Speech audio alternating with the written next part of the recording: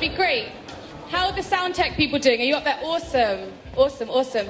How's everyone doing? That is beautiful energy. Hello, everyone. So, hello. So, my name is Sakina Sheikh.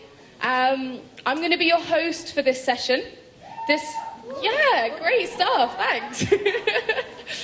This session is called, playing with the sound. Yep, good.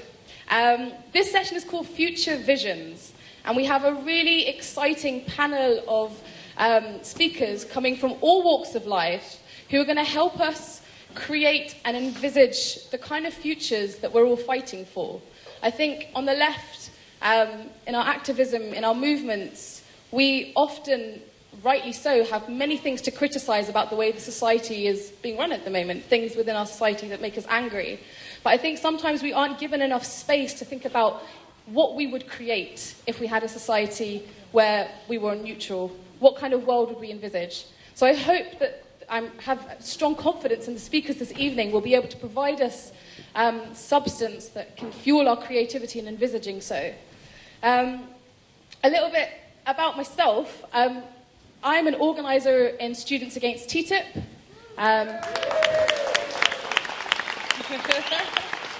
You guys are the best. Also, this organisation called Take Back the City, and I've also done organising with Brick Lane debates. I've been very, very fortunate to be in spaces with some incredible activists, and I think we all know the things that are wrong in this society. I think we all are aware of the fact that the Tory government is in power, which is ridiculous. The fact that our NHS is being privatised. The fact that TTIP is a thing. The fact that food banks are a thing. The fact that people can't get housing. People earn their poverty, in-work poverty. I think we all know why we're here, why we're fighting. And for me, recently, Brexit put me in a really deep lull of depression, actually. And I had to duck out for a little while. I just couldn't handle it. I just had to, put my covers over my head. And when I finally came out of my sort of small lull of depression, I'd forgotten how many activists and how many campaigners were around me that are so inspiring and were fiercely, fiercely mobilising. And I took strength from their strength, and I took energy from their energy. So I hope that we can continue co-creating strength and energy amongst each other. So like I said, I'm incredibly, incredibly excited about the panel of people we have today. Creative, brilliant organisers, thinkers from all walks of life. I can't personally help create a vision for the future. But there are a few things I wanted to really quickly share with you. In my short time in campaigning and activism, I think that there are some things that I have realised that we need to do more as a movement. And I would love that whilst we discuss the kind of future visions we want to get to, we must know what our conduct is along the way. And something that Take Back the City has taught me is whilst we fight for communities and with communities, we must do it on their terms. We must be going to the communities that we're fighting with. For housing, for instance, we need to be on their doors, on their terms. And also, something that I think is really important that I've found in Students Against TTIP is we need to constantly be creating a space where, A, we don't recognise the faces in the room because we need to be reaching out. And part of doing that is when we do have spaces where we welcome people in, empower them with things to do. And sometimes that means relinquishing your own power in organising spaces. It means that sometimes things get done a little bit less efficiently because we're introducing new people into this movement. But that's absolutely crucial in terms of actually building. And most importantly, in my opinion, is I hope that in all spaces that we're in, we'd always check our privileges. Because when we move towards this beautiful envisaged future that I think we're very, very, very strongly, clearly on the way to doing, and like I said, I take so much strength from everyone in this room. I hope we're all aware of what gender balance is looking like in the room, what race balance is looking like in the room, the kind of language we're using in terms of is it accessible to people with disabilities or different sexualities. I'm incredibly excited about the future that we're moving towards. Like I said, I've never seen so much energy and movement in people, and I have every faith that will continue so long as, we listen to each other and we act with self-love. So, like I said, I'm incredibly, incredibly excited about bringing onto the stage our first speaker who's going to help us create our imaginative spaces. Paul Mason He's a writer, a broadcaster and a journalist, a filmmaker on economics and social justice issues.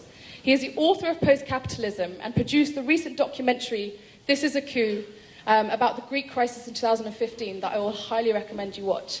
Please give him a warm, warm welcome. And just before, one thing I should have mentioned actually is we have a tweet. If you want to ask questions to Paul Mason, get your phones out, send them via Twitter. We'll collate them, and then we'll be asking Paul Mason them after he's finished speaking. So if you want to ask Paul Mason a question, tweet at TWT_now, and we'll hopefully be able to pass your questions on to Paul. But yeah, thank you very much, everyone, and give him a warm round of applause. Hello.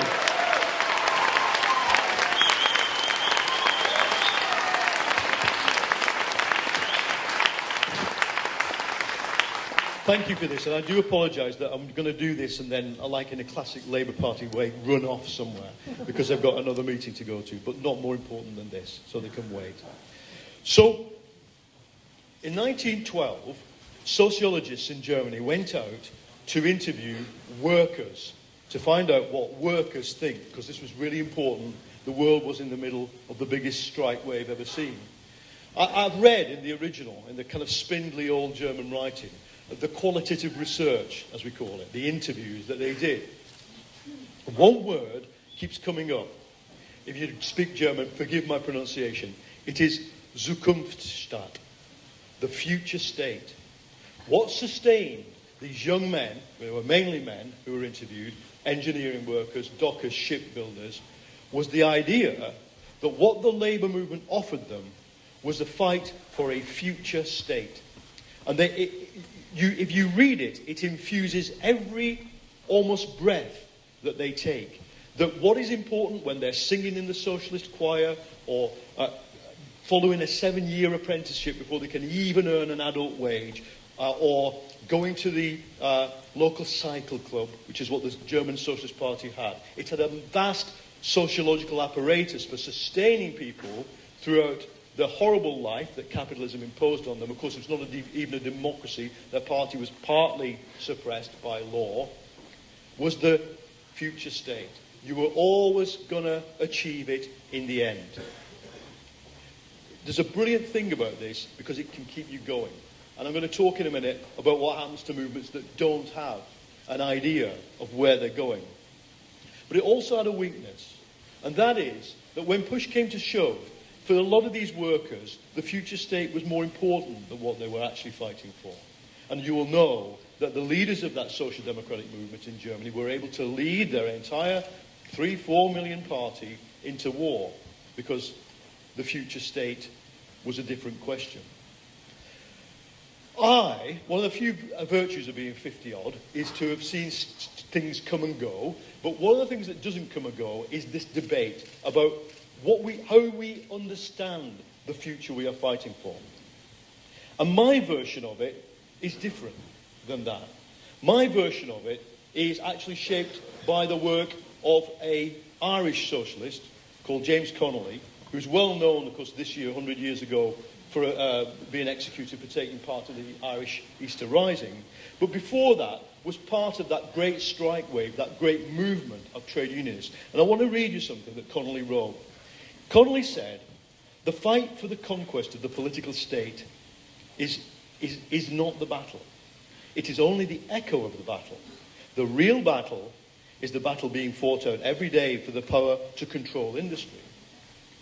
The power of this idea, he says, cannot be overestimated. It invests the sordid details of the daily incidents of the class struggle with a new and beautiful meaning and presents them in their true light as skirmishes between the two opposing armies of light and darkness.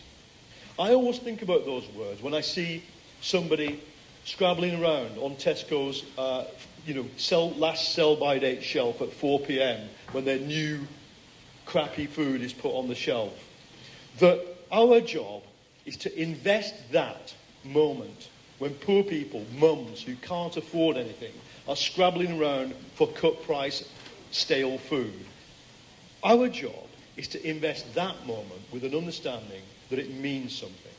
And this is something that I think the Labour movement, the movement we're part of, did lose. Of course, the other thing we lost in the last half of the 20th century is our idea of what the goal was.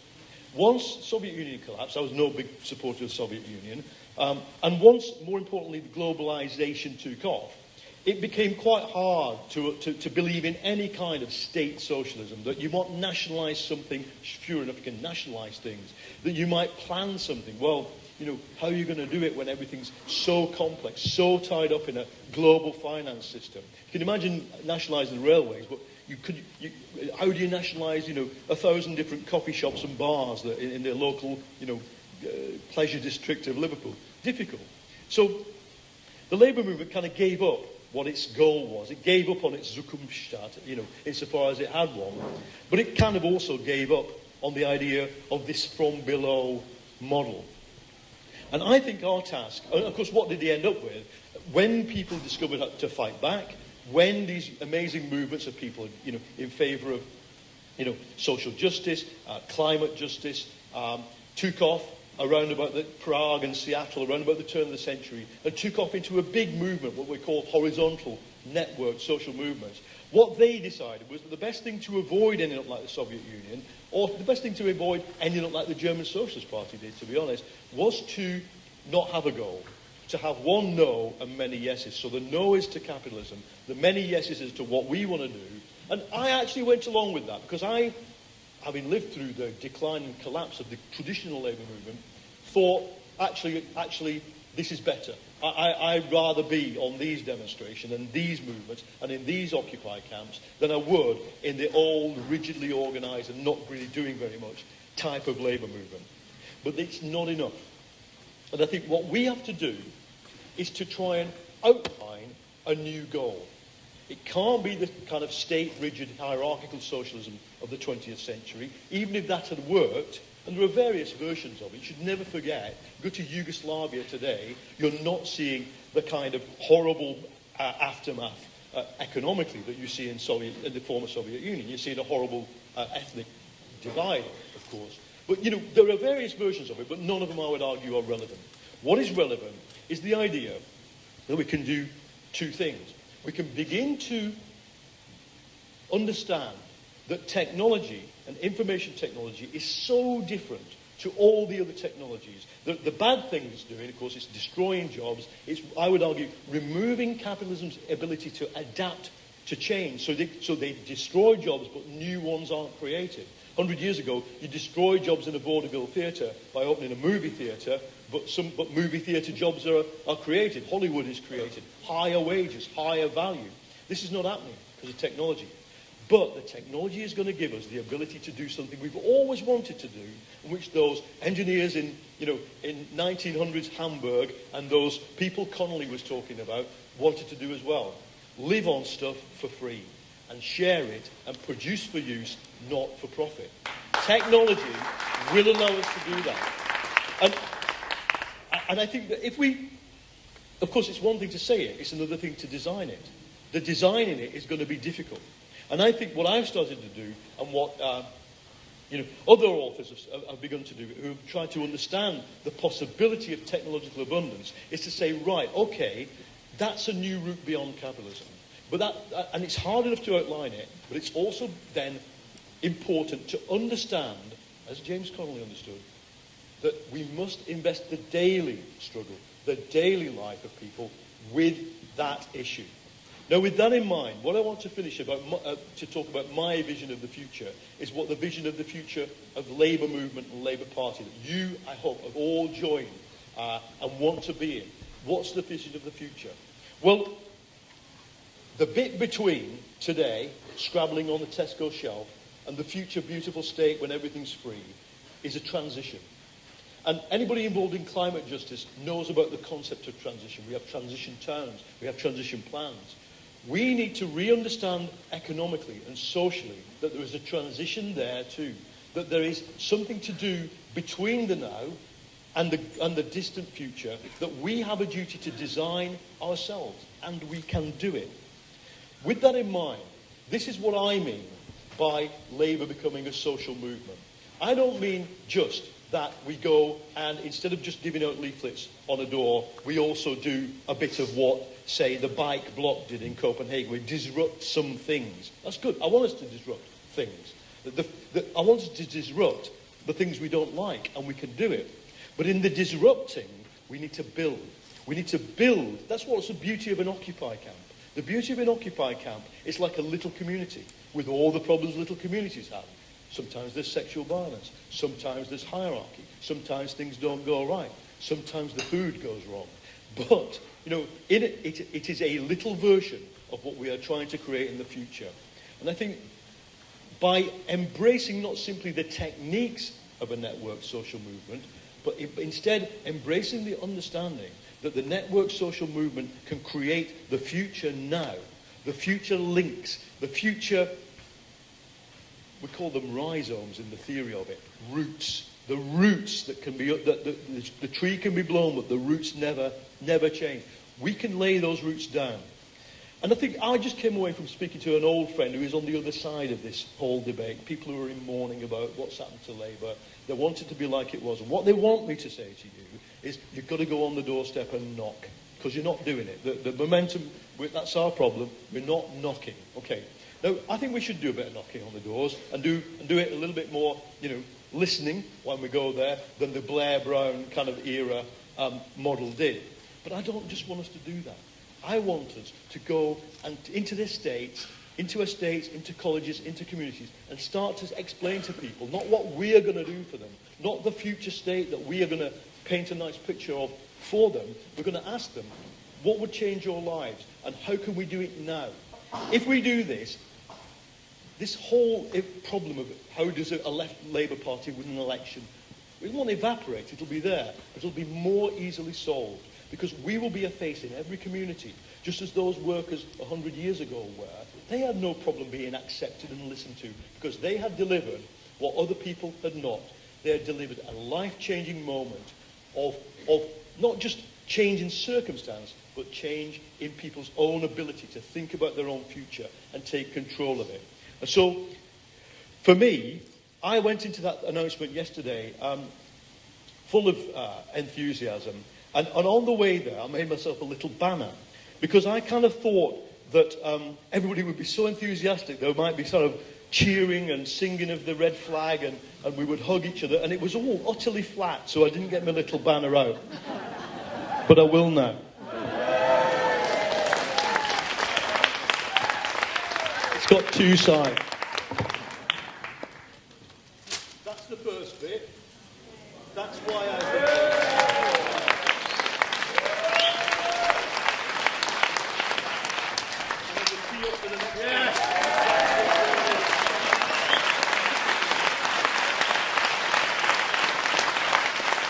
Thank you.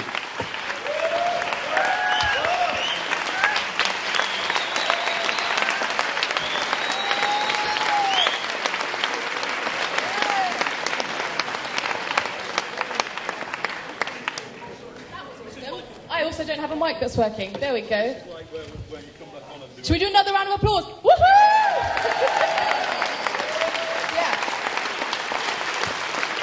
So, thank you very much for sending your questions through on Twitter. Really, really appreciate that. Just to remind you, if you want to tweet questions to the speakers, it's at TWT_now, hashtag TWT2016, hashtag Future Visions, if you want to hashtag the sessions. So many hashtags. We had a great one for Paul, which was, can you have a transition to post-capitalism in one country?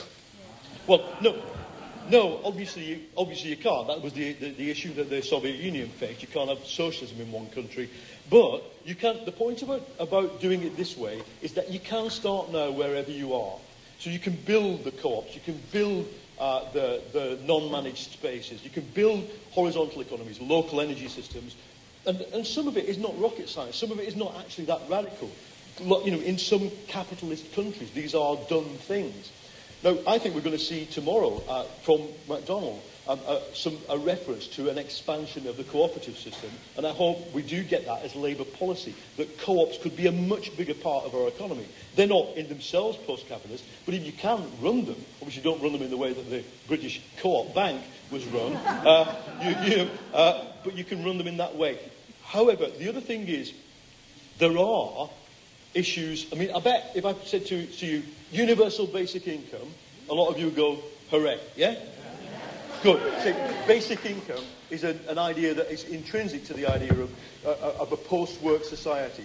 But think about the problem. You do it in one country. This is what the right's argument is. You know, if you do it in one country, it becomes a form of welfare, and the right will say it's a massive magnet for migration, and it is. So you've got to think about what the transfer of social capital is, and under what conditions you get the basic income. We can't escape the national-centeredness of capitalism and the fact that the global system is breaking up, and we don't want it to do that. We want to defend multilateral global systems, but we can't wait for that problem to start solving the problems on the ground of remaking an economy not simply for social justice. Social justice is an old problem. The new problem is social justice when half the jobs don't exist. Great, thank you, Paul. Sorry. Right, we're going to take two from the audience, actually, as well. Does anyone have a question for Paul? I've got you with the hat backwards.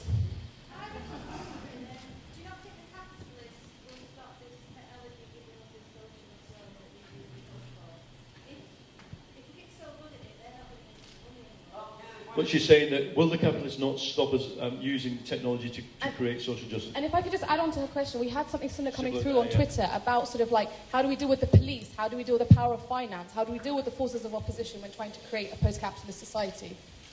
Wow. Big question, sorry. Yeah, it's only 2 minutes to answer.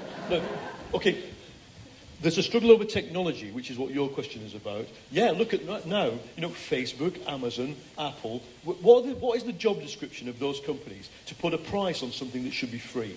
That doesn't mean there can't be wages for innovation. We should reward innovation. The Beatles didn't write Love Me Do so that it could be under copyright. No. They did it for reasons of they wanted to be young men who wanted to have a good time and get rich while they were alive. So I think we can attack copyright, we can attack monopoly power in the information space, but with regard to this wider thing about the state, see, I've, as probably people know, spent a long time on the far left and I had a model of social change which involved basically that the state would act against us. I think that we have to do our utmost to avoid that, and I think that the lesson I have learned is that the Italian Marxist, and I'm somebody, because I'm not Shadow Chancellor, who doesn't mind saying that 70% of my ideas are Marxist, the Italian Marxist Antonio Gramsci taught us that for a developed country, the problem is not really the state. The problem is the multi-layered defences that the elite have. That way beyond that, you could seize Liverpool police station tomorrow if you were so minded, but you would find the civil society around it rejected your action. And that is something that I think I would, it might be a little niche argument on the left. I now stand on the side of saying we must build a cultural force to the point where people say, you know what they are saying is right. That's the only way you're going to get the change. And I think enough people say that, that's how you get change like you got in Syria, in Greece. That's how you get the change that we've had in many parts of Latin America. Wrong though some of it has gone. You do it by convincing people. Great, thank you. Is that it? Hey,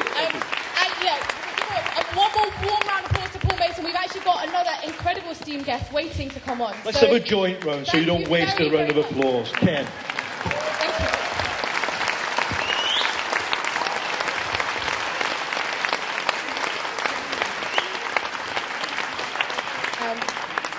Next to the stage, ladies and gentlemen, we have a film and TV director who goes by the name of Ken Loach. He has been the voice of radical filmmaking for more than 50 years in this country, with work ranging from Kathy Come Home to his latest work, I, Daniel Blake. He has put the voice of working class people at the centre of his work. Please put your hands together for Ken Loach.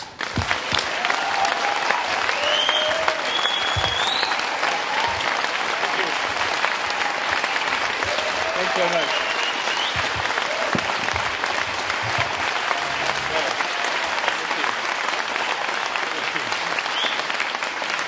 Well, thank you very much. Thanks very much. I'm so untechnical. I've written a few things down. and some of it's in red ink, and the red spotlights are killing the red ink. So I've actually got half a speech here, so you'll have to fill in the gaps. As Sakira said, I've been working with writers and producers and actors and lots of people doing films for a long time. And we've done really quite simple films, stories about how things are now, and stories from the past, about really big events in the past that have determined the world that we live in, determined how we live. And when I was asked to do this, I thought about the title Future Visions, and I thought, I can't do that. I don't know. I really don't know what it's going to be like. I can't imagine it. But there are a set of, when we've done stories about the past, there's a set of really unspoken tests we've had for choosing a story as to whether the story was worth the plight that people were in, the plight that people suffered, actually matched the various tests. And they were, in a curious way, Tony Benn summed them up. And he used to say it, he said it many times, many of you will have heard him say it, that people's demands are very simple. They need security. They need security to have a home. They need security to have a job that pays a wage that will sustain them and their family. They need being looked after when they're ill. They need a pension when they're old. And they need peace. They need a peaceful life. And when I think about the world that we should fight for, that's it. It's that security. But I think there's something to add to that. And what I would want to add is about our place in the world and our sense of living, our need to live in peace, and what we should do to sustain that and to make that happen. And for the environment that we are now faced, probably when Tony Benn began his political career, was when I was a kid, that wasn't on the agenda. We assumed the world would continue, and we could imagine it. It was into infinity. There was no point at which the world would collapse. The world would just go on. And of course, we know now that sadly isn't the case, and that the protection of the environment is absolutely now it's now what we used to call a transitional demand. Maybe we should still call it that. It's a demand that we absolutely have to make, because we know it is collapsing. So that's if I were to have a future vision that we would fight for, that's it. That's where we go. But where are we? We know where we are. We are in a state of alienation, insecurity on all those fronts we've talked about. And the people here know the state of the world we're in. I don't need to waste time going through it, except to say two things. That I read by that very good journalist George Monbiot in The Guardian, that not always a good paper, and not recently, but nevertheless, George did write that we have 100 harvests left in this country, 100 harvests. Well, that concentrates the mind, doesn't it? Because that's my grandchildren's children won't see a harvest. That concentrates the mind on where we are. And also, we could speak a lot about how the world is now. Also, we have undermined the United Nations through our illegal war. So that set back the cause of international law, and international law is vital if we are to live in peace.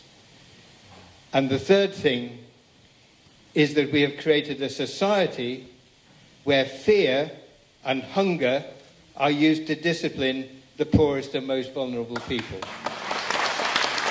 And that's where we are. That's where we are. And so, again, I'm telling a very simple story here. I had a history teacher who was a brilliant history teacher. His name is Sidney Reed Brett, and you can still read his books, get them somewhere in eBay or somewhere for sale. And he taught us how to make notes. And he said there were always, when you were discussing the event, there were root causes and there were immediate causes. And heaven help you if you confused your root cause with the immediate cause because you got detention. And so most of us got detention at some point. But I wanted to say, why are we where we are? And what's the immediate cause and what's the root cause? Because I think unless we understand the process that's brought us to this position, we can't really deal with how we're going to get out of it. Okay, so the immediate cause. The immediate cause we would all recognize, I think, as neoliberalism. The process by which capital, faced with problems in the 70s, had to re-establish itself as profitable. And so profit was the name of the game. The working class here was seen as too powerful. So Thatcher came in. Laws against trade unions provoked strikes that she could win and allowed mass unemployment to rise. So there you had a three-pronged strategy. And the working class was much weaker. Neoliberalism was underway. And we had unfettered competition. The big corporations got their flexible workforce, and profit and greed became the motor that drove industry. Alan Sugar had a great quotation, if I haven't got my notes, I think I can remember it. He said, there's nothing the matter with greed. Greed is what every true businessman is after. I mean, it's the motor of the economy. Great thinker, clearly. Alan Sugar. So work goes to the cheapest. It goes to the workers' elite grass first, to the ones who get the work. The state is shrunk. Our public assets are stripped. So the health service becomes a place for private healthcare companies. The gains of 45 were lost. Mainly lost, not much left. And as an example of where work goes to, go to China, where the working conditions are intolerable, where suicides are common. And the one story, just to illuminate the whole global catastrophe, 17-year-old Chinese girl, Tian Yu, flung herself from a fourth-floor balcony because she was doing 6-day weeks, 12-hour shifts. Shift varied, sometimes the night, sometimes daytime. Just one of many, many, and was paralyzed from the waist downwards forever. So she's one martyr to the neoliberal globalized economy. But not only that, it was the wars for spheres of influence. So we went to war, okay, because we needed to control with the states that part of the globe. That would be our sphere of influence. So that's the immediate cause, neoliberalism. But the root cause, of course, we know goes much deeper. And it's rooted in the Industrial Revolution. It's rooted in the rise of the working class to serve the industrial development. And it's a society based on the conflict of classes. Two classes, one that works and sells its labor, one that owns with financiers, with political people to run it, to run the economy. And that class conflict is rooted in the Industrial Revolution. Its political settlement was the 17th century with the Civil War, when a class gained political power to allow capital to work. And that's where it began. And neoliberalism was not an aberration. It was the logical consequence of smaller companies, family businesses being taken over by bigger companies, and so on and so on. I mean, we used to have how many car firms here? So if I could recite them all when I was a kid. Now we have one. Well, we don't even have one. The Japanese have it. I mean, that's the logic. And neoliberalism is the logic of that process.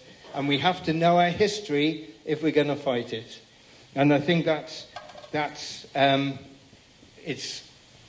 afraid it's back of the envelope history, but it's essential that we see it in that historical perspective if we're going to fight for those simple demands that we had at the beginning. So that's where we are. And it's a struggle for consciousness. And the consciousness that we're given, that we inherit, is that freedom equals the free market. And we could talk about that at length.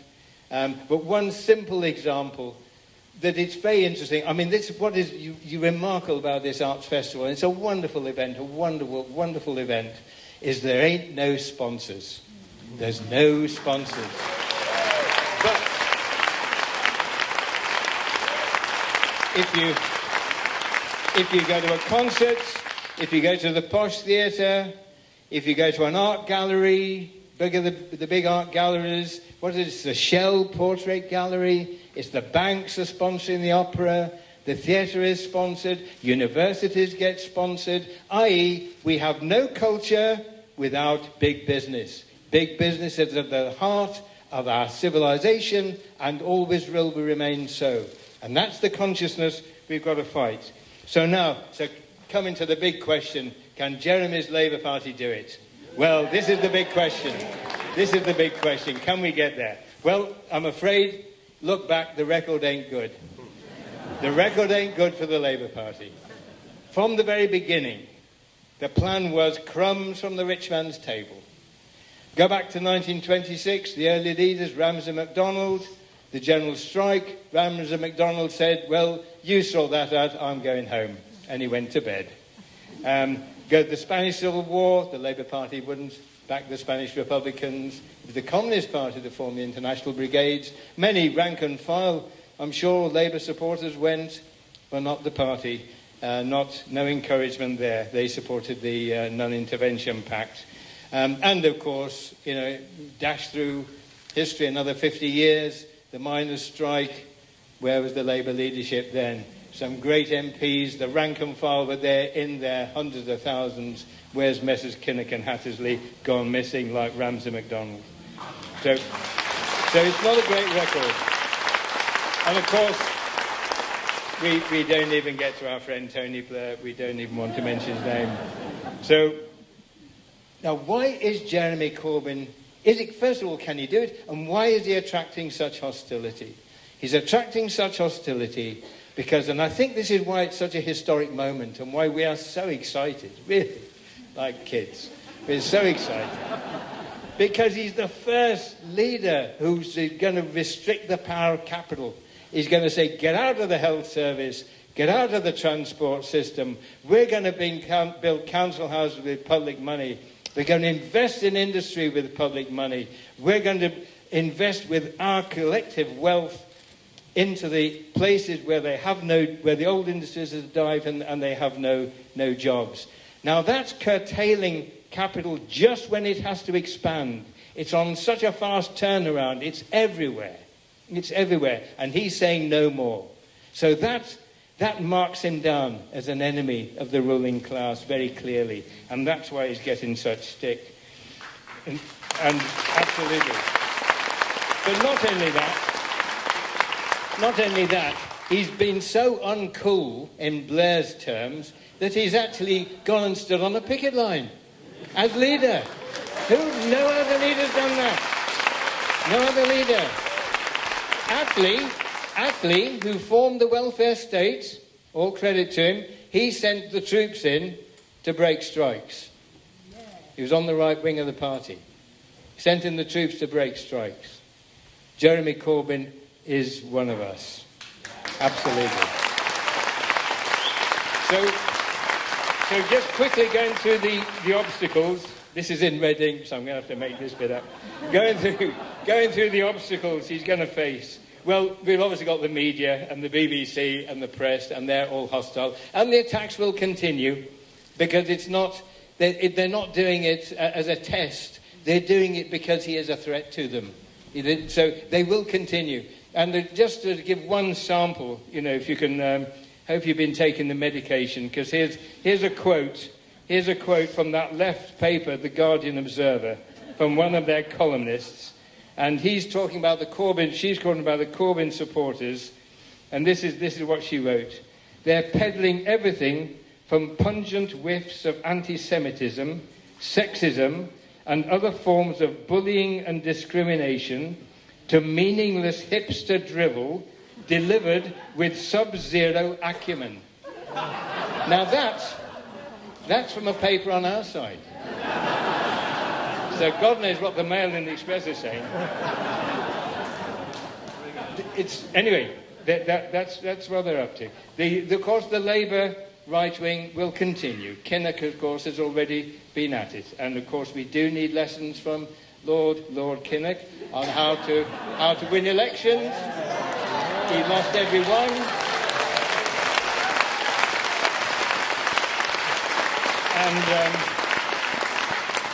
And even this is when I get worried about the calls for unity, because these guys ain't going to unite.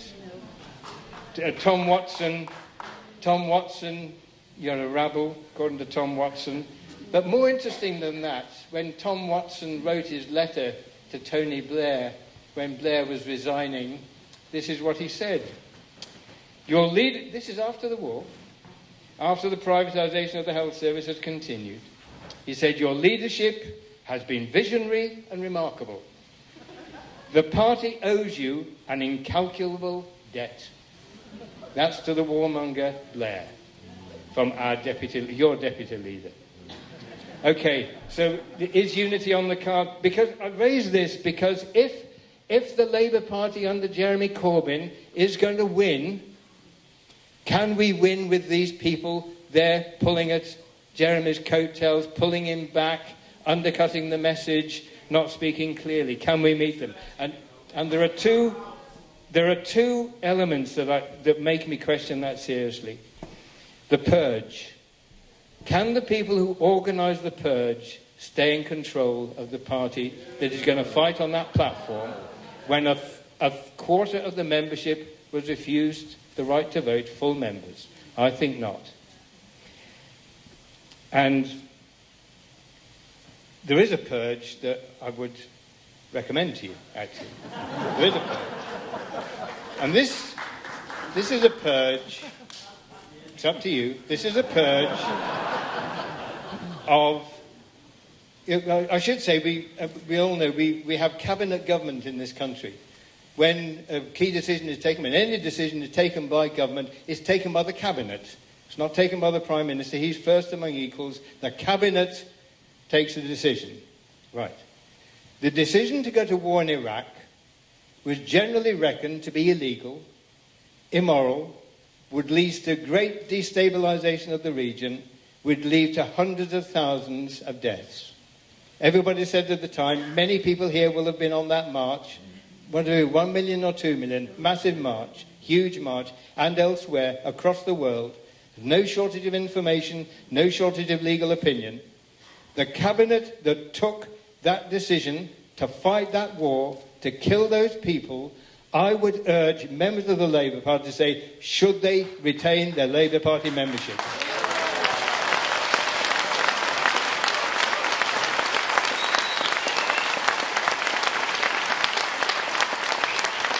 I think that would send a message that this Labour Party had changed for real and they weren't going to put up with those kind of lies and criminals and murderers again.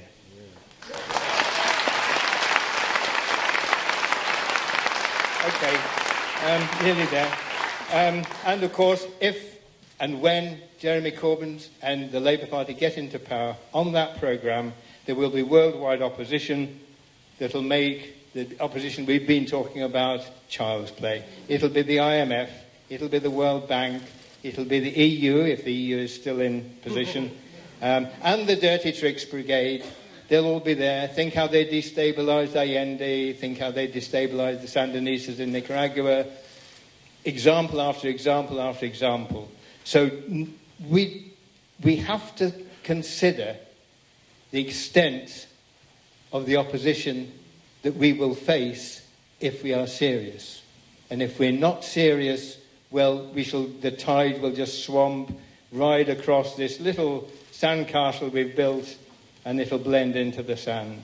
So it's a big, big journey we're undertaking, because sooner it will start with, and of course, a new Labour government would have to be careful. They wouldn't have to be too provocative. They'd have to be very tactical. But sooner or later, that contradictions and those conflicts that were set in place in the 17th century, that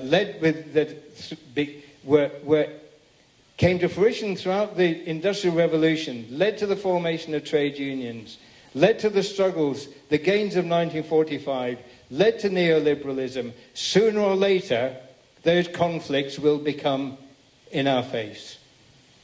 They won't go away. So they're there. And that's what we have to, as we're on the nursery steps, that's what we have to know is there. And think and consider and work out how we're going to fight back. And what have we got on our favour? What we have is our solidarity. What we have is the worldwide working class. What we have is our internationalism. What we have is our imagination, which Momentum has remarkably liberated and will liberate in these few days. It has new ways of working. I mean, we've got a huge amount on our side. We've got our story on our side. And I worked with a great writer called Jim Allen, socialist, from down the road in Manchester. Although his family was Irish, he said his father was a Saturday night Irishman. And Jim had a great phrase. He said, if you're going to be a socialist, you need the map and the compass. And what he meant by that was you need to open the books. We need to know our history. We need to know the great people who have fought for socialism over the years, from Wat Tyler and John Ball in the Peasants' Revolt to Gerard Winstanley in the Civil War, through the Union, through James Connolly that Paul quoted so well. We need to know our international writers and thinkers and actors. And yes, we need to know about Marx. And yes, we need to know about the Russian Revolution. And also, whisper it, we need to know about the guy who fought Stalin and actually stood up for the gains of the revolution against the deformation that Stalin imposed. And yes, he's important. And his name's Trotsky. And we shouldn't let them deny us the right to read about our history and know it, because that's our strength. And their attempt to criminalize people and call us by these names, Marxists, Trots, they don't know what the words mean, but we do, and they're our strength. Okay.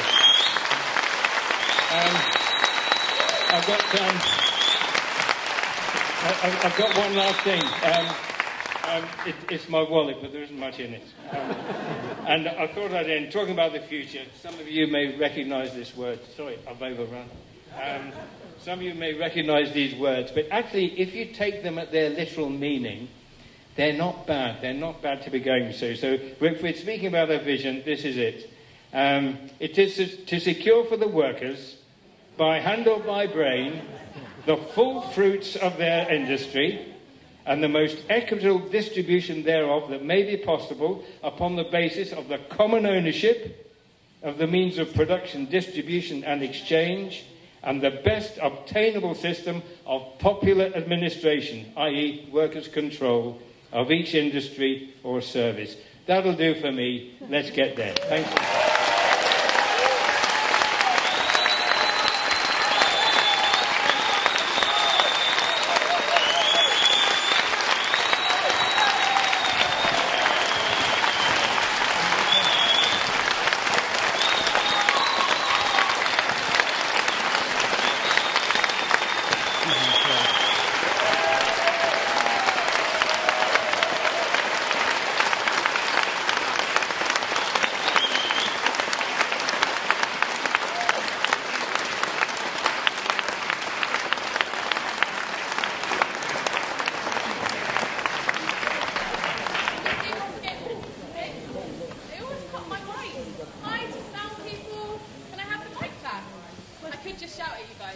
we do that? That was fantastic. That was beautiful.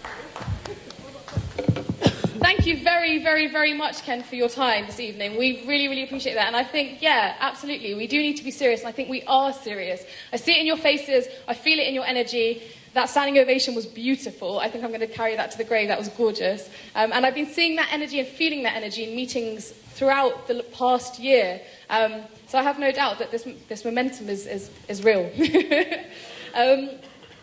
So, because Ken has given us so much of his wonderful time, he has to shoot off, so we're not going to be able to ask him questions, but that's okay, because we've got another fantastic speaker who's come to share some of her brilliant journeys, her brilliant visions, and her stories. I'm very excited to be bringing to the stage Malia Bouattia, the President of the National Union of Students.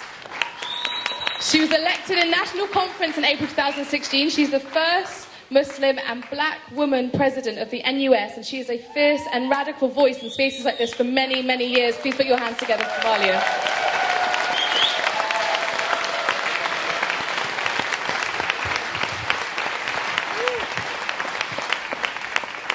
Friends, comrades, assalamu alaikum. I got so lost in that speech and the incredible power of it all that I forgot to actually make my way to the stage, so I apologise to the organisers, and it's incredibly hard to follow. So first of all, I'd like to thank the organisers of this event, both for inviting me, but also for having put together such a fantastic few days.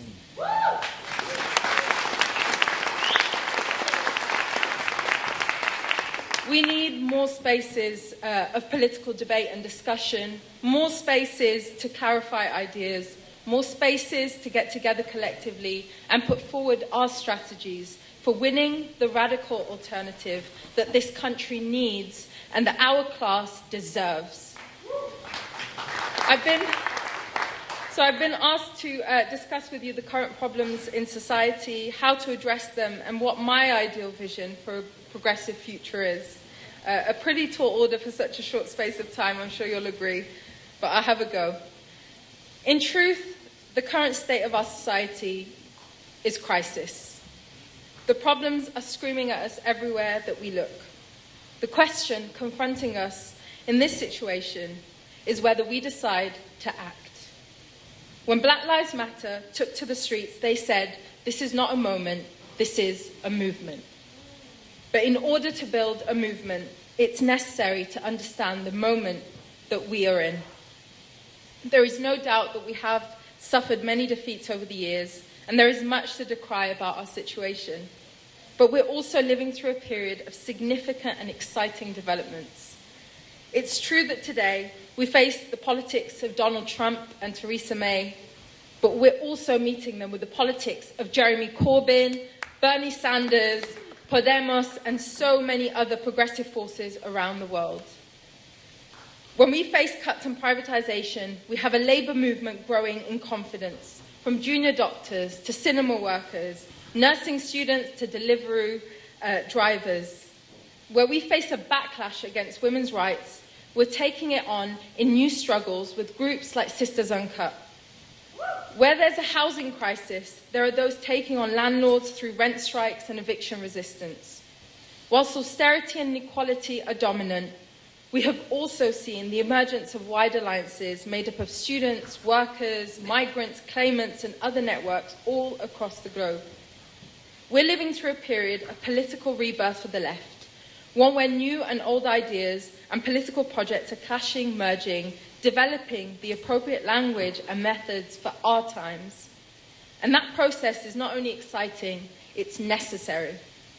James Baldwin once said, those who say it cannot be done are usually interrupted by others doing it. Well, we've got a lot of interrupting to do. The hundreds and thousands of people who have supported Corbyn in recent months is just one example of the enormous potential for organising the kind of social movements that we so desperately need. All of us here have a role to play in making that happen. And that means in the weeks and months ahead, we have to look at the many ways that we can contribute and the many ways we can take action. At NUS, we're currently mobilising students against the government's move to tear apart further and higher education. Their bill is attempting to move us totally away from a conception of education as a social good which strengthens and enriches our society towards one that is a privilege to be paid for purely for the benefit of your future employer. They've cut our grants, crushed our staff, tripled our fees, and they just keep coming back for more. But now we are fighting back for what education must be. We are building from regional networks to national demonstration, and on the 19th of November, students will join their teachers and lecturers in a mobilisation, not just a national demo, but an international one. We will be joined by our counterparts in Canada, South Africa, France, in various continents. We will come onto the streets and make ourselves heard. We will make it clear that the fight for access to education is universal, global, and one which must be addressed with urgency. Not only do we want our colleges funded, our fees removed, but we want every international student and every migrant to be welcomed here too. Because as we sit here, many international students sit at home wondering when the UK Border Agency will call them to start their deportation process. It's been a toxic year for migrants, and by the way things are going, it looks to get worse. So this year, we will proudly say that we stand for education and that we will fight racism, whether it be on our campuses, on our streets, or in our political system. As we act and as we build solidarity, I also think that we have to address the question of organisation. I believe that one of the greatest weaknesses that we face in our lack of networks that can carry our movements forward in the long term, that can coordinate our efforts beyond just moments of explosion. Across the world, it seems that we're confronted time and time again with the ability of people to revolt and momentarily unsettle the establishment. But we lack the ability to carry those fights on for long periods of time in the face of violence, repression, and manipulation of governments and states. We need to deepen a process of building organisation across the movement. Whether there are students' unions or trade unions, social movement groups or neighbourhood collectives, political parties or single-issue networks, we need places to learn the lessons from our past, from our defeats and from our victories. We need places where we can build long-term solidarity, support and struggle. Without developing those institutions from below, I fear that we will fail to develop the social depth and breadth of experience needed to win. So finally, what is my vision of a radical future? I think there's a danger in imagining that we can decide here and now what a radical future will or should look like. It's in the process of change that we can decide that it is in the process of change that the future is formed through struggle and the unleashing of the creativity that people actively reshape the world around them. The greatest thinkers, the social architects, the radical proposals will come from people who are not even in this room. They may not even think of themselves as political, but they have an intimate knowledge of just how violent and destructive our current society is. Does that mean that we don't propose anything? No, not at all. Personally, I believe that struggle cannot end until we achieve the destruction of the structures that make up class, race, and gender. It is within the intersection between exploitation and oppression that the violence of capitalism operates. It's within those parameters that wars are fought, states are built, lives are destroyed, and democracy is suffocated in the eternal pursuit of profit. So it seems to me that through the dismantling of these structures, we can hope to build a world based on people and mass democracy in all aspects of our life, political, economical, and social. The question then is what forms of action point towards these goals? In each campaign, in each election, each struggle, the practical decisions that we make should be guided by our ultimate aim. So what is it that we fight for in the immediate term? I've already spoken about the fight for free education and migrant rights. With that, we want an NHS that is properly funded, not hanging by the thread. We want housing. We want housing with affordable rents, not an out-of-control market. We want a welfare system that supports the poorest, not subsidises the bosses. All of these issues have been fought in recent months with militant action and met with wide public support. And when renters strike, students march, and workers fight, all of us must stand together. We are constantly told to be realistic and that we cannot change society, but every single victory teaches us that this is a lie. It was the Italian revolutionary Antonio Gramsci who wrote, "The old world is dying, and the new one is not yet born." Comrades, our struggles will be its birth. Thank you for listening, and I hope you enjoy the rest of the week.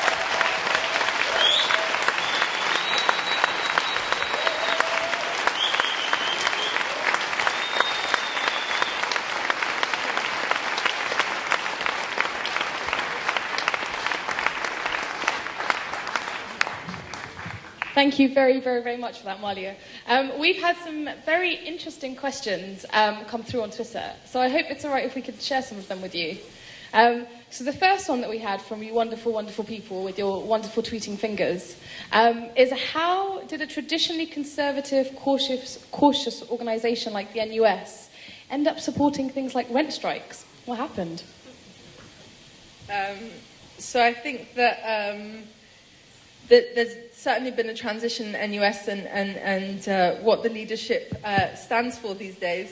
But I'd say that really my election and having a president standing here supporting rent strikes, free education and so on didn't necessarily happen in a vacuum. This was a long time coming. Students were sick of being told that we need to, don't take to the streets, stay quiet, we'll sit at the right tables and we'll make the right deals. Well, we're at the point where NHS bursaries are being scrapped, disabled maintenance allowances being cut to the bone, maintenance grants are gone. We could potentially be dealing with another rise in fees, and education has been further controlled by the market. We're at the point where we have lost absolutely everything whilst being told that compromise is the way. Well, it's not.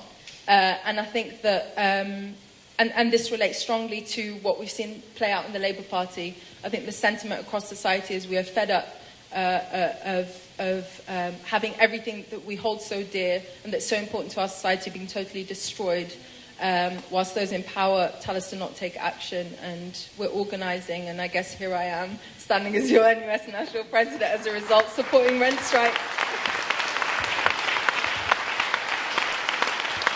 Thank you. And I think, yeah, absolutely, we're not taking it anymore. And I think you've empowered a lot of people to come and stand with you and also say that we do not accept this anymore. So thank you for your work. I'm going to ask another question because you guys are coming up with some great stuff. This one I think is, how do we persuade students to support industrial action by their lecturers?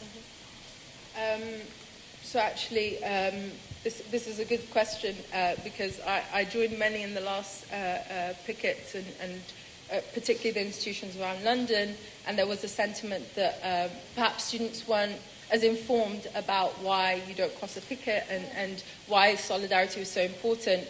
I have a lot of hope, and particularly through the national demonstration on the 19th of November, we're organising it alongside the UCU and there is a strong sense of unity across further and higher education in the battle that we're going in through this bill and the continued attacks and supposed reform to our education. That I think what we're seeing is regionally and locally UCU branches teaming up with students' unions and student activists across campuses and understanding, I guess, the old tradition of divide and conquer and how this bill and the proposed changes around the supposed teaching excellence framework, for example, which sets to pit academics and students against each other, is really being taken on, and we're not being fooled by it. So I do have a lot of hope in our ability through this national demonstration to understand each other's struggles and to be more collective in our response. And that's also part of my job this year, and I look forward to it. Absolutely. Thank you very, very much.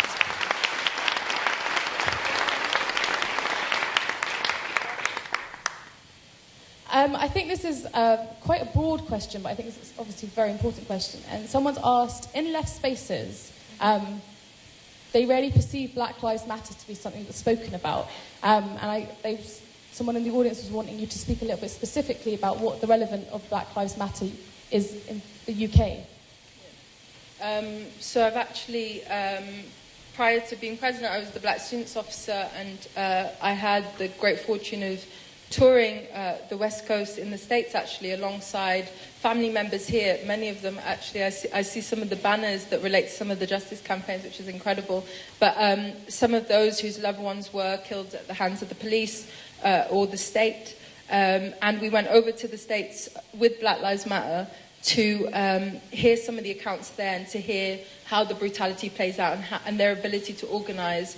And whilst Black Lives Matter is one of the most significant movements in a very long time, and one that intersects in the sense that what they are struggling for, what they are fighting for, goes beyond just the police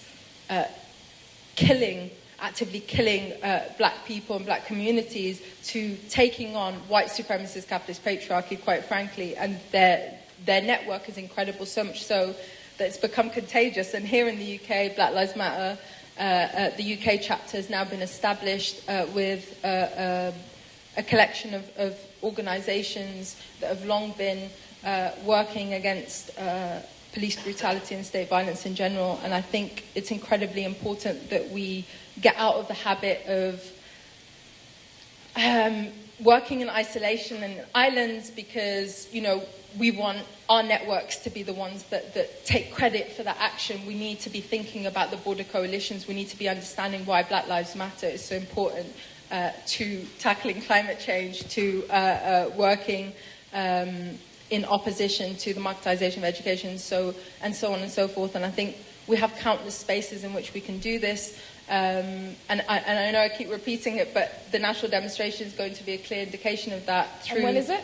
On the 19th of November in London, so please do come along, where we're finding there will be a black student bloc, there will be a migrant student bloc, there will be such a variety, such a large collection of groups and organisations and networks that will be coming together and understanding why they need to lend their solidarity to this particular event, with the understanding that we will be there, outside every police station, with every death and every commemoration of a murder at the hands of the state. No justice, no peace. Thank you very, very, very much, Malia. You're an empowering, fierce advocator. Whew. How's the soaking of the energy going, folks? Very, very, very empowering figures up here on the stage. I'm feeling very excited. So last, but by no means least, is another incredible, inspiring figure. Assad Rahman heads up the work on international climate for Friends of the Earth. He's also been an inspiring and leading voice here in the UK and internationally on climate justice. He's a long-standing organiser against racism, and he's also the co-founder of Stop the War Coalition. Please give him a warm, warm welcome to the stage.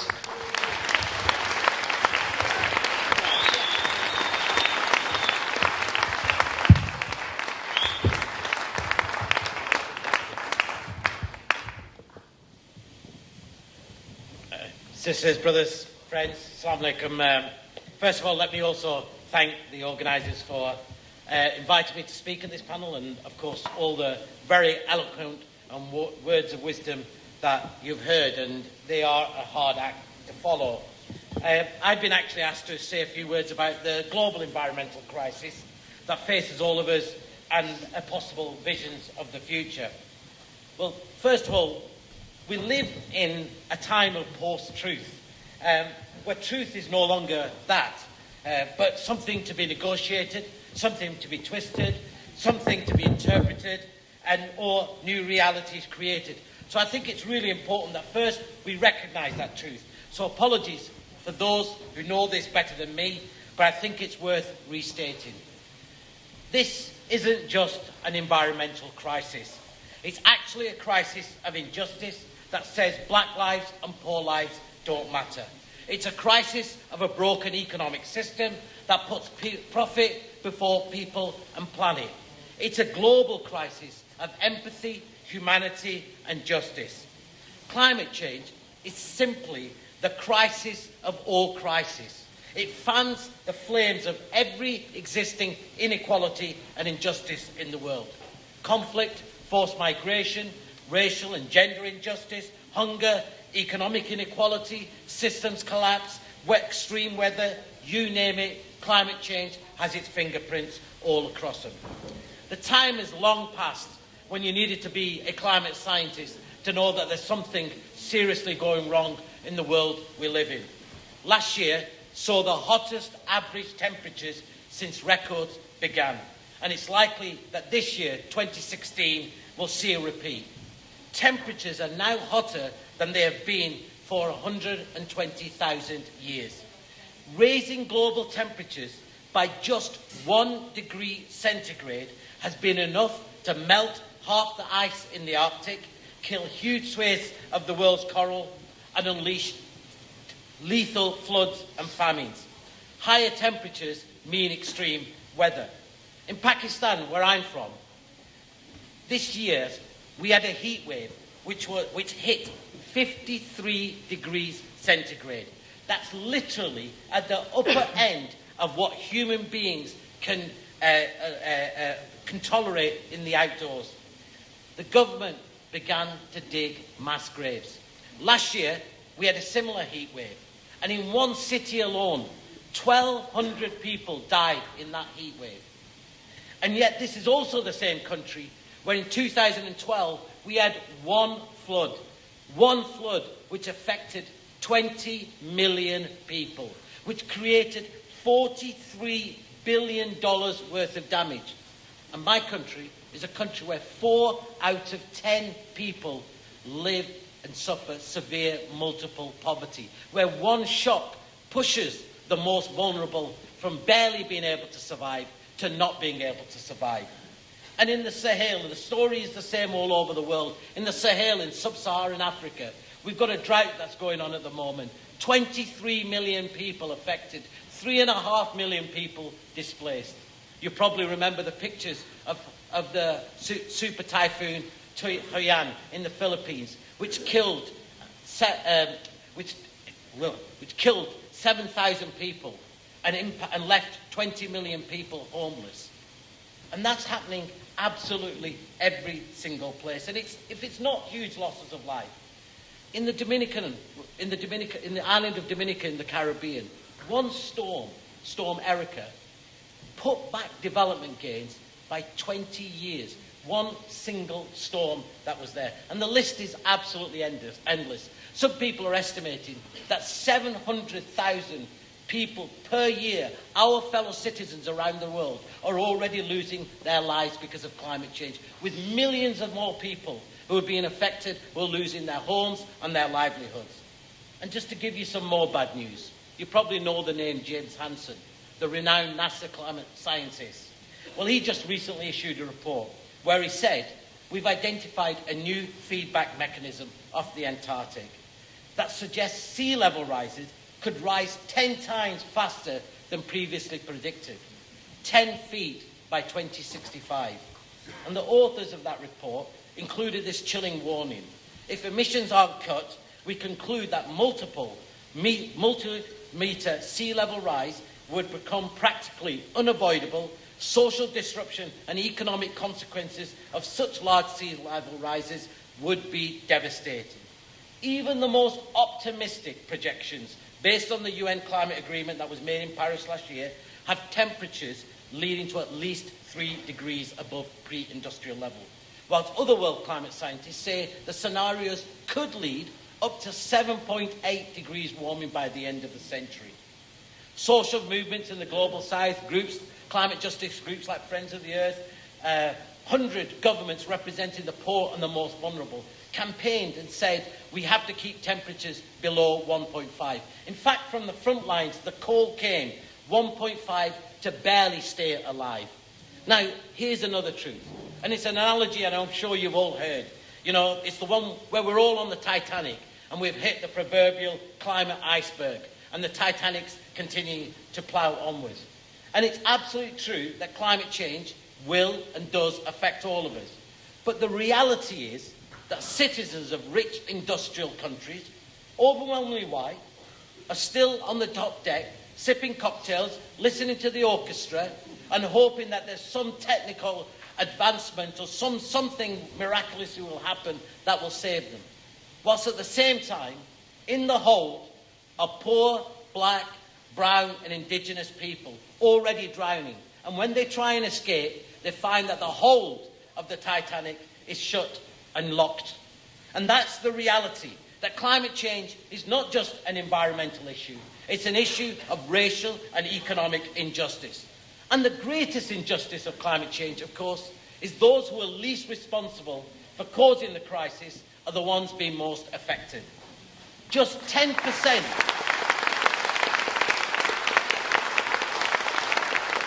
Just 10% of the world's population are responsible for 50% of global emissions, whereas the poorest 50% of the world's population are responsible only for 10% of emissions. No guessing where the majority of that rich 10% live. They live in the wealthy countries in the north. In the United States, which has 5% of the world's population, they have a per capita income of about $41,064 per year. Each citizen emits about 17.3 tonnes of CO2 every single year. In India, which has 18% of the world's population, they have a per capita income of just over $3,000. And each citizen is responsible for only about 1.4 tonnes of CO2. The poorest countries in the world, and they represent about 11% of the world's population, overwhelmingly in Africa, they have a per capita income at the moment of about $1,461. And they're responsible, on average, for 0.9 tonnes per head. And here is another truth that we have to accept. Current policy logic by our governments are all calculated to overshoot the amount of carbon pollution that we can emit to keep temperatures below 1.5 or even 2 degrees. In fact, they estimate they're going to emit 3 times more of the carbon budget for 1.5 and then somehow hope they can suck out 2/3 of that carbon back out of the atmosphere. By the way, there's no available technology that can do that. It's simply cross your fingers and hope something happens in the future. Carbon Brief calculated that we have between 5 to 10 years of a carbon budget left if we want to keep temperatures well below 1.5 and save the people and the planet. They've started to call it Decade Zero. The decisions we make in this decade will determine the life and livelihood of so many people. For temperature level, that the government, including our government here in the UK, that they talk about, this 2-degree guardrail, they hope, and there's only about 15 to 20 years left of that budget, they hope to be able to pollute as much and then be able to suck it back. In fact, they've got this crackpot idea. It's called bioenergy, carbon capture and storage. Now, even if you could do that, and at the moment it's not proven that you can do that, even if you can turn the temperature down once the thermometer goes back up, and you have no idea what the irreversible damage that will do to the planet's ecosystems, that system alone requires 6 times the land that is currently being used all around the world for food production. No guess as to whose land will be taken and who will face the social and environmental impact of that, the more people who are the most marginalised. To put it frankly, if we want to keep temperatures well below 1.5, we can't dig any new coal mines, drill any new fields, build any new pipelines, not a single one. If we allow energy companies to burn the fossil fuels, not that they're discovering, but the ones that they've already claimed, that the ones that they already want to exploit will burn the planet 5 times over. So why? If we know this, why are we allowing this to happen? And not just happen, but why are our governments financially and politically supporting that? Well, globally, direct and indirect subsidies to the dirty energy corporations is estimated to run at an incredible $10 million per minute. And here in the UK, our government, is handing out billions in tax breaks and subsidies to dirty energy companies and fracking companies, whilst, of course, cutting support for those most in need. Dirty energy companies generate, at the moment, $27.6 trillion in revenue each year, racking up a massive $1.5 trillion in profit. Plenty of money for those who are profiting to be able to influence our political system, so that those who claim to act in our name don't act in our interest. Why? Because, like austerity, climate change is the redistribution of carbon from the poor to the rich. It's actually the redistribution of life from the poor to the rich. And it's the same elites, the ones who continue to promote this broken economic system, that allows 62 people to own as much wealth as 3.5 billion people in the world. A system that extracts more and more of its surplus value from making us all work longer and longer for less and less. That ravages our planet in unsustainable growth for the benefit of a tiny elite. That richest 1%, who at this moment own 50% of all global wealth. The poorest 80% of the whole of the world own only 5.5% of global wealth. And it's an inequality that worsens each and every year.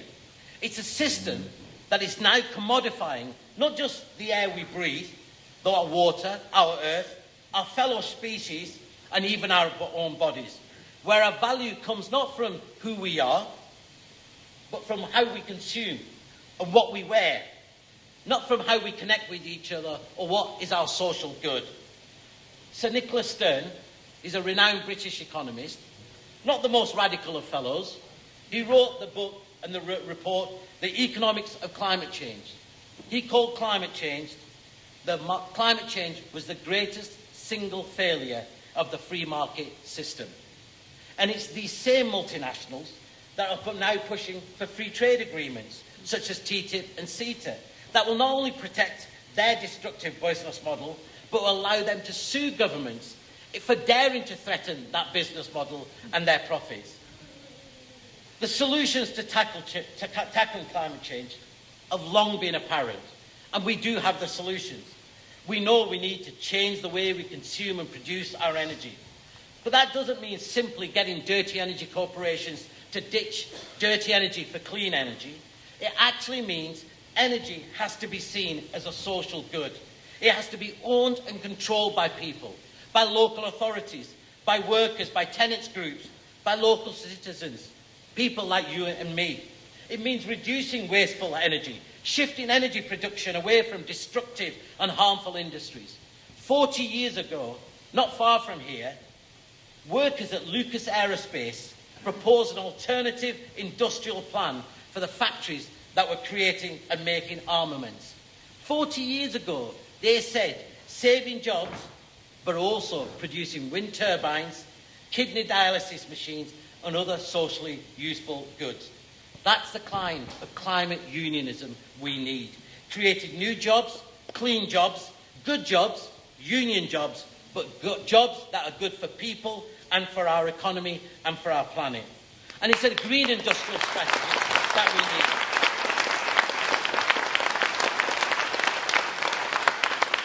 And it's a green industrial strategy that we need. We need it here in the UK, backed by a green industrial bank, but also at a global level. We need to end the power of the World Bank and its discredited financial institutions. We need to invest in renewable energy and a green industrial strategy that works for everybody.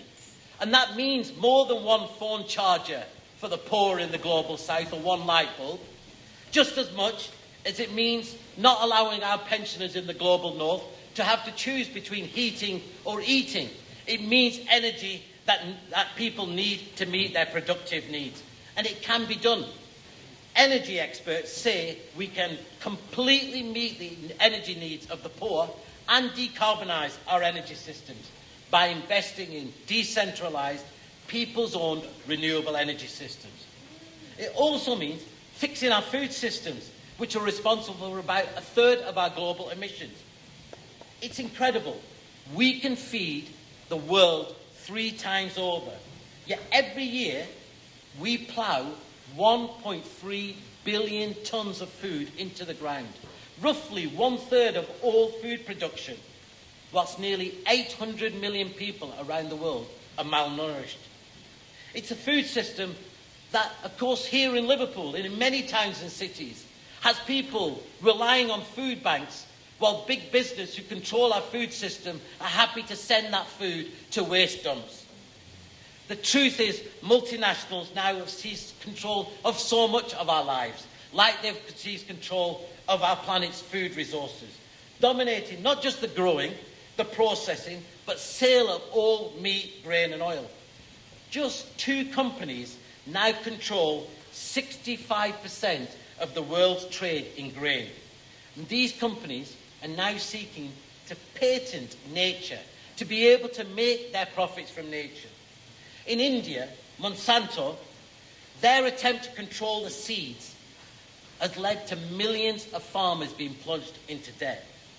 It's now calculated that every 30 minutes, a farmer in India commits suicide because of those debts. There has been 250,000 farmers so far who have committed suicide in India, and that figure continues to grow. But again, we have a solution, and it's not just us making it up. The UN experts at the Food Agency have said agroecology, sustainable agriculture, the agriculture that is practiced by millions of farmers and peasants all around the world, not only can feed us, but it can actually cool the planet at the same time.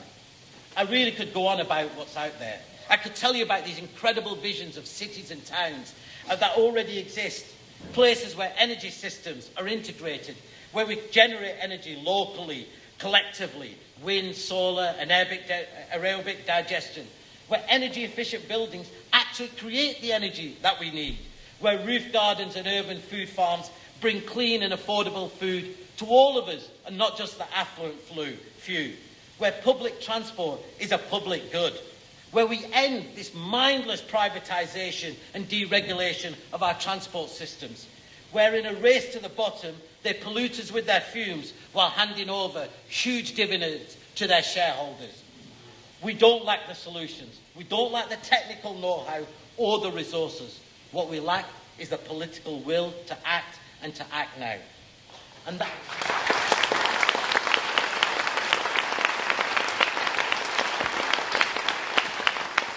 human cost of that failure to act is growing. You may have read in this week, one single boat that sank off the coast of Egypt took the lives of 500 people. In May of this year, 800 people died in one single week, their bodies recovered from the Mediterranean Sea. Men, women, children, young and old, decaying bodies. When you talk to the people who went and have been bringing those bodies back, they'll tell you about bodies entwined, lovers entwined as they drowned. They'll tell you about how pregnant women, under the stress of drowning, give premature birth. Their babies drowned with them while still attached by the umbilical cord.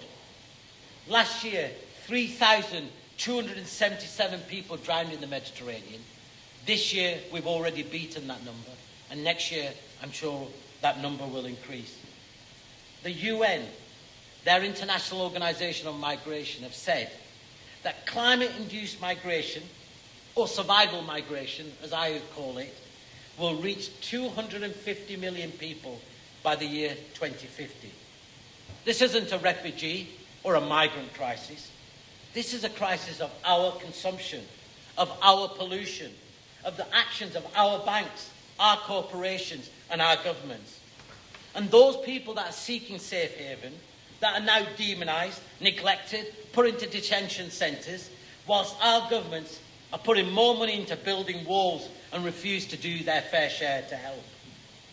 This is a glimpse of the future. It's a dystopian future of walls and fences, of millions of people being sacrificed to allow the rich to be able to continue to consume.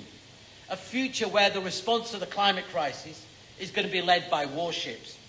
A future where at the exact moment we need more solidarity, more justice, the world retreats into right-wing popular nationalism, racism and xenophobia. To friends, our challenge is to stop that. It's to build a movement for transformational change. A movement that isn't locked into narrow single-issue struggles, but that is intersectional, connects our local and fights to our global struggles, that is rooted at its core in justice and solidarity. And it also recognises this struggle is about life and death. And you know what? It also recognises that those in power do not give up their power without a struggle. A movement that is built on people's demands, demands that connect us to the realities of those on the front lines, that value their voices, their bodies and their struggles. And it's a movement that understands the fundamental question to power lies with us, people. Arundhati Roy, the Indian activist and novelist, eloquently put it. She said, if there's any hope for the planet at all, it does not live in climate change conference rooms or in cities with tall buildings. It lives low down on the ground, with its arms around the people who go to battle every day to protect their forests, their mountains and their rivers, because they know that those forests and the mountains and rivers protect them. And a first step to do that is actually to stop the killing of those with imagination of an alternative. Every single week, 2 environmental defenders are killed around the world, not just for protecting their environment, their communities and their homes. They're killed because they're creating a space for an alternative. They're saying that decent life doesn't require us to have huge infrastructure or to dig up death from the ground. In the 1970s, a Greek poet penned some words which have been taken up by the Mexican movement. You've probably heard them, because they're now uttered at the graves of all those who are being killed for believing their future. They tried to bury us, but they didn't know we were seeds. Whilst our brothers and sisters face this struggle with their lives, friends, it's not simply enough for us to mourn their deaths on Facebook. We have to build a movement that acts in solidarity with their struggle. A movement that says, Black Lives Matter, everywhere. A movement that recognises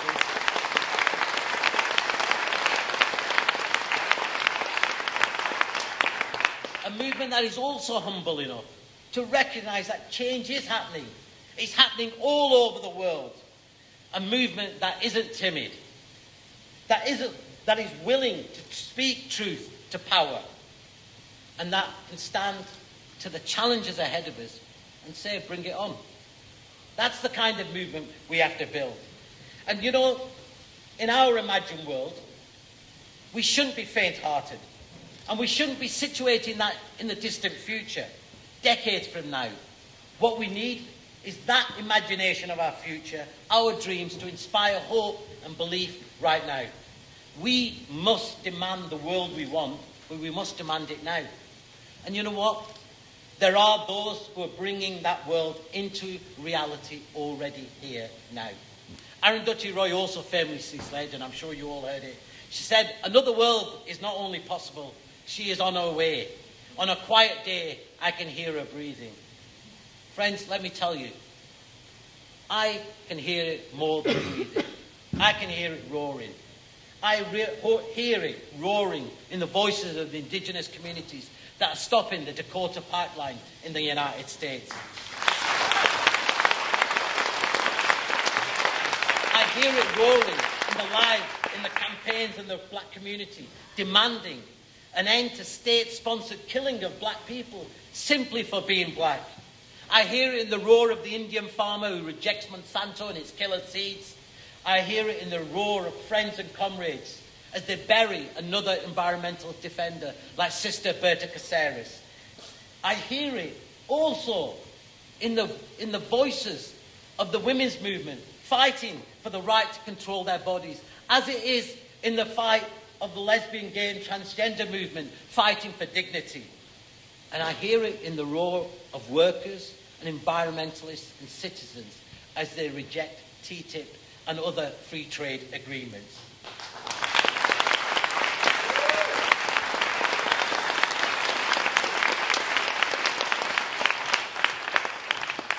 But friends, I also hear that roar. You know where I hear it? I hear it here.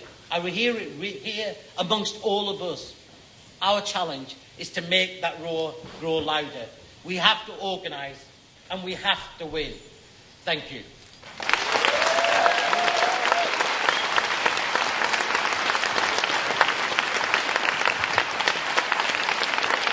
Standing ovation.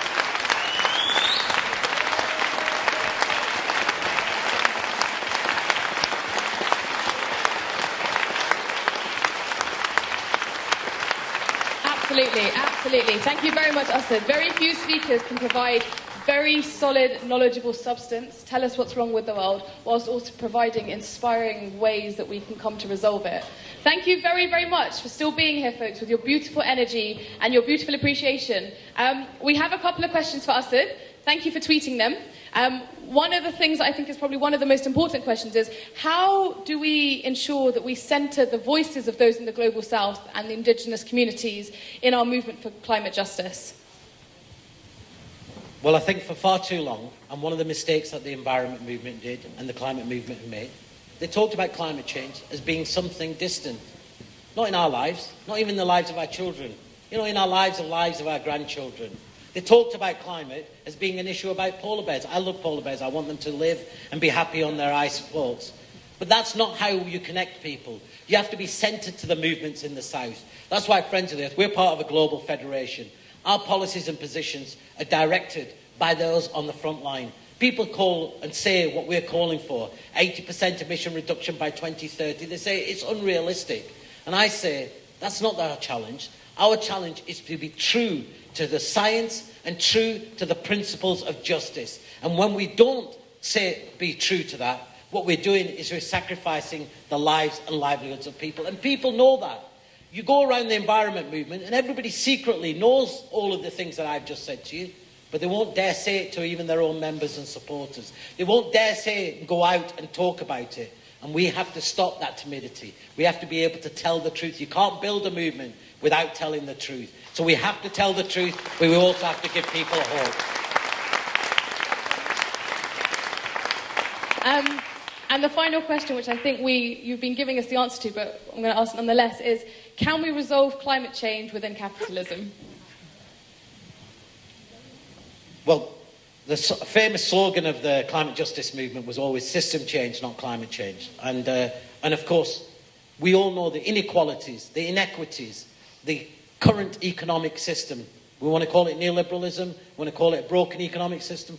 Friends of the Earth International has an economic justice programme. It's called Resisting Neoliberalism, Economic Justice. So, absolutely, I don't think it's compatible. It is clearly not compatible. It's not compatible to have growth infinitum. It's not possible to be able to destroy the planet and its people in the way we're doing. We need a different economic model. We need a sustainable economic model. We need local economic models. We need regional economic models. I don't want to get hung up in how you name them, necessarily, because I think we create them and we create new realities. But they are being created. There are alternative economic models being created, not only in our own country here, but across all around the world. That's our challenge. Our challenge is to recognise, and I agree with Paul, on this, you know, I go back to my decades, I think there is one no, and that there are many yeses. And we have to recognise the diversity of those many yeses. And in our movement, we can have alternative economic models, but we can all unite and say that the current economic system, the current model of neoliberalism, is not tenable, is not just, and it can't last for longer. Please round of applause as he leaves with a fantastic, fantastic, fantastic speech. Woo. Right, folks.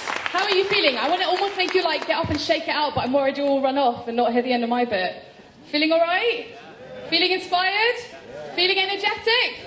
Okay, awesome, awesome, awesome. Because we've got a few more days of sessions left at The World Transformed, and I hope that the rest of them are filled with the kind of energy that we've had from the speakers and from yourselves, which is this idea of imagining a new future, folks. We know what we don't want. We know what's wrong with the society. So now let's start talking about what we do want. What is our vision for the future? And I think if there's one thing that I would like to ask you to take away with you, is something that I've noticed in our organising is we must constantly keep creating spaces where we welcome new people into this movement. And as much as we are claiming back power from the political elites, sometimes that means with our new comrades we have to relinquish a little bit of our power to give it to them, to empower them so that they come on this journey with us. Because I can see that this movement is growing, and I can see the energy, I can feel the energy, I can see the energy. But we also need to keep it growing, and I have no doubt that it will keep going. And I'm grateful that you've come out this evening and stayed with us, and I hope to see you at more sessions this week. Keep it up, folks. Thank you very, very much. Good night.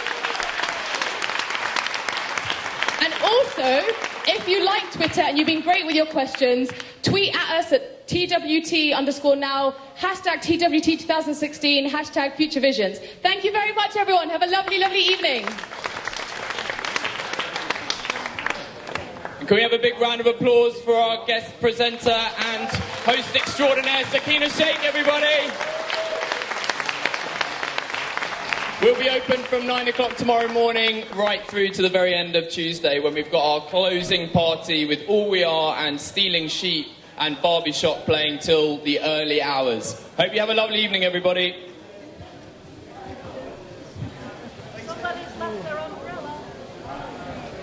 And the way out, if you wouldn't mind leaving through this door here, that'd be great. Thank you very much. The main entrance is the way out. Thank you.